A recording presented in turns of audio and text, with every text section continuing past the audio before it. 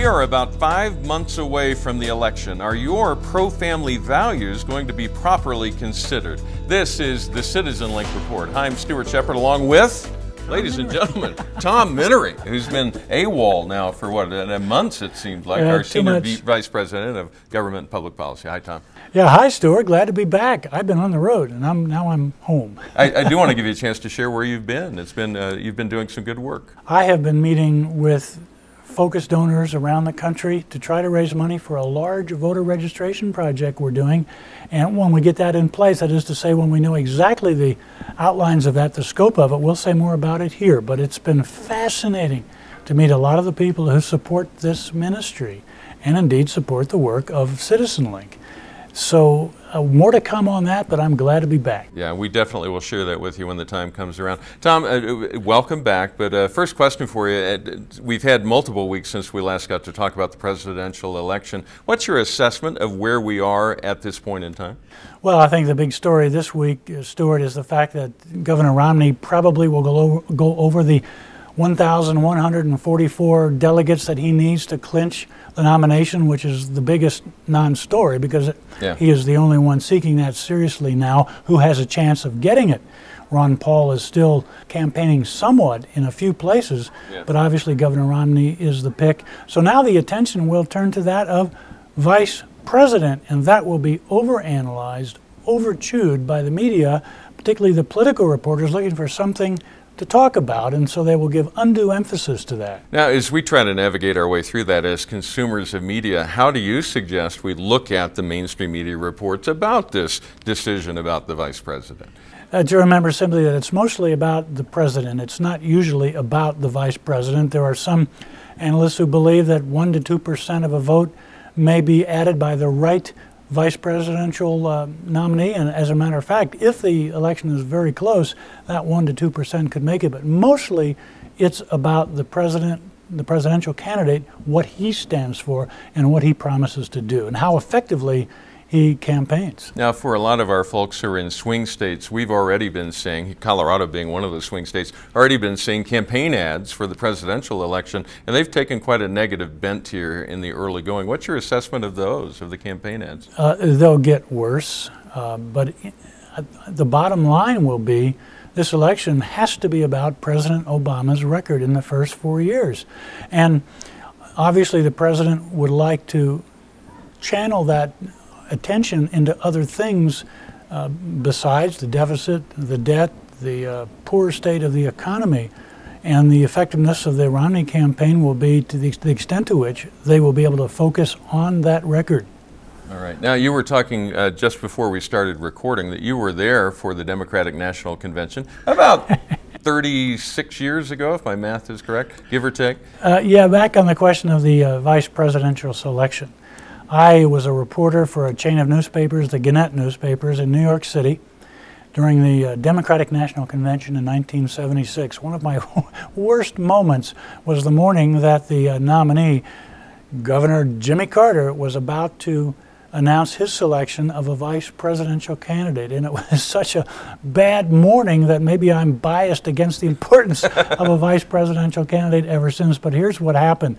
I was stationed outside one of the contenders' hotel rooms. That was Ohio Senator John Glenn. Oh, yeah.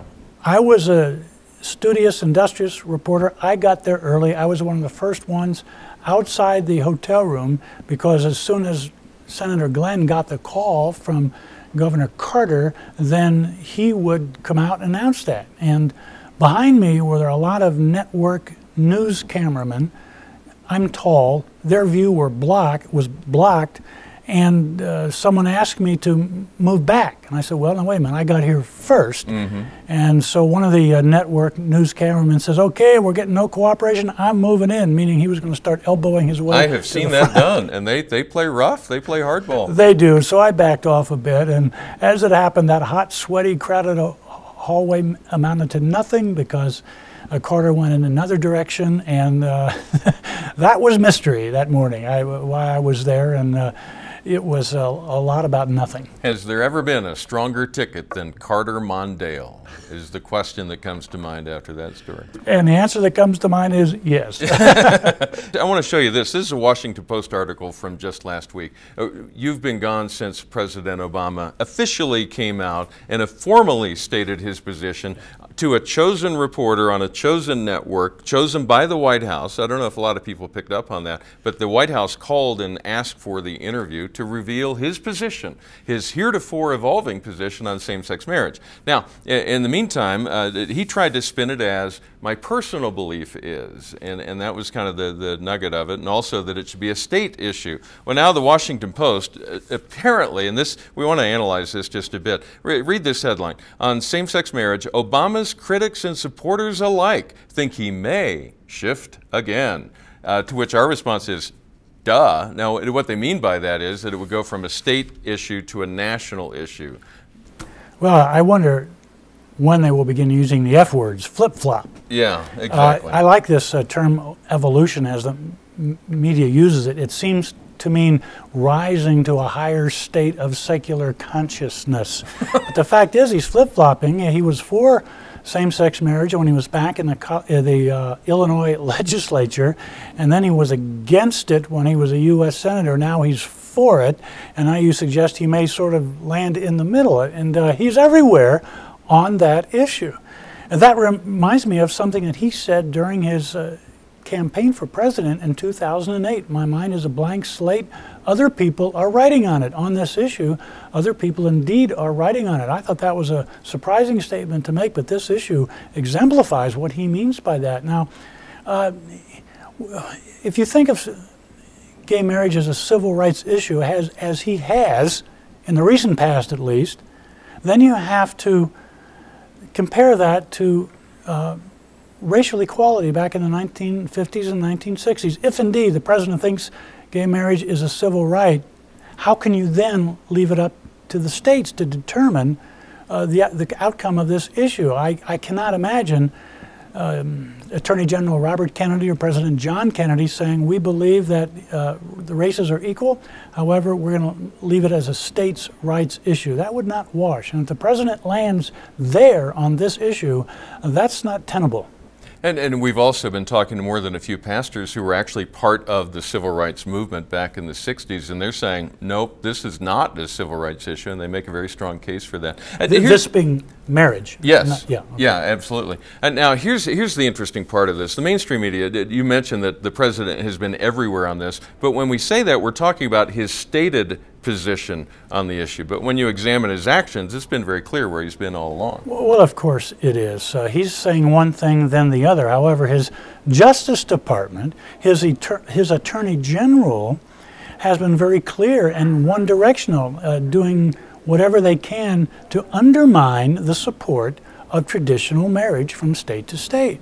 Now, the other interesting bit of acrobatics that goes with this is the mainstream media. They have tried to play along with his stated position while somewhat ignoring, it appears, his actual actions while in office. And this has thrown them for a loop, because if his positions are evolving, then they, and ostensibly to help out his campaign, are parroting that line that this is where he is. Well, now he's saying it's his personal view and it's a state issue, but even his supporters are believing that he's only saying that because he has to win re-election, which is an untenable statement to make in the mainstream media, that the president has to lie about his position in order to get people to vote for him. But now he's saying it is his position, but they're saying it's not quite totally his position to say it's a national issue, not a states' rights issue. I hope I've explained that well.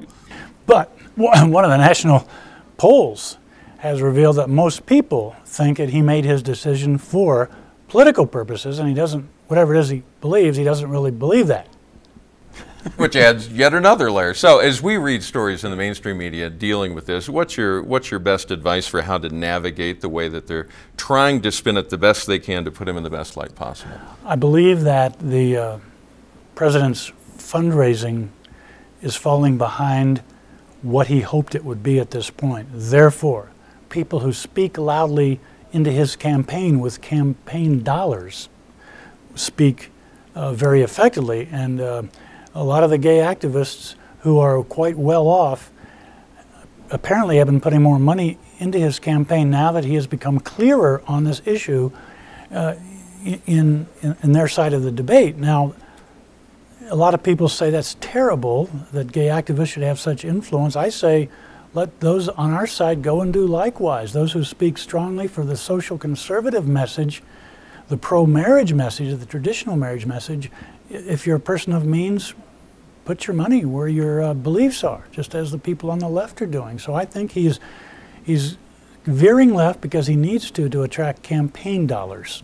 Now, I want to give you a chance to encourage our viewers, if they're not registered to vote, to do that, because you can't speak into this unless you're registered.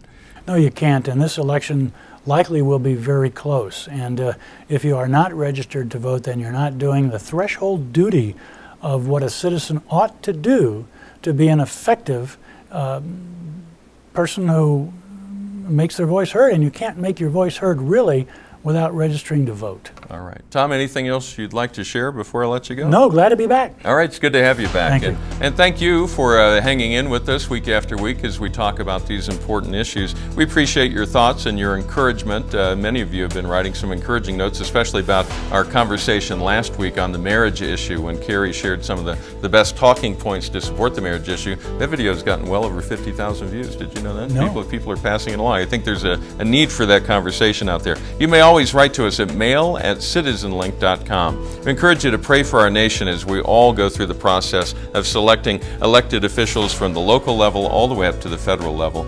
Pray for wisdom and clarity as we go through that process. And remember, stand tall and be heard.